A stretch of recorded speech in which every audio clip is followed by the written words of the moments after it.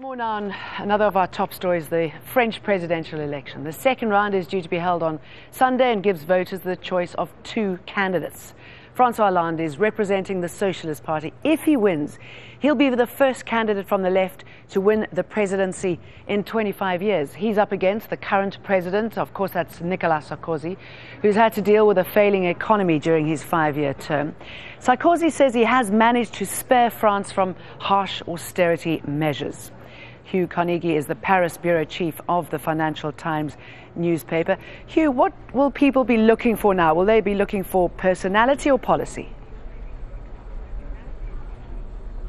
Well, this is the vital last 24 hours when people have to make up their minds, and it probably will come down to a large degree to personality. All through the campaign, one of the big question marks has been, can President Sarkozy overcome his considerable unpopularity and win at the last minute? And that's what he's banking on now. So the question is, what is in the minds of French voters in the next 24 hours? Is it that Mr. Sarkozy has brought them through the crisis? They'll continue to put their trust in him, even though many of them feel that they're not comfortable with him as a personality? Or will they switch to Monsieur Hollande with his attempt to, what he calls, present a normal presidency? It surprised many outside of France, hasn't it, how unpopular Sarkozy really is. I think nobody really realized the extent of that. Was it because of his financial policy or because of what he said and did?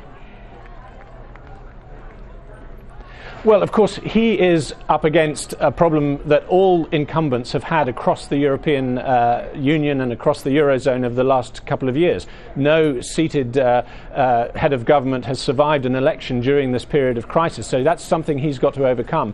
But he also has this problem going back to quite early in his presidency, when his style of governing, and he was tagged with this label of President Bling Bling, the president of the rich. He's had a difficulty overcoming that. His style, his very centralized style, his rather edgy style, sometimes hostile style, aggressive style of governing has put off quite a lot of French people, and he's got that which he has to overcome. Okay, if he's president of the rich, what are we likely to see in Hollande? Because he's the man who wants to spend his way out of this recession, and that's gaining a bit of favor within Europe. He's not alone. Might his policies actually work?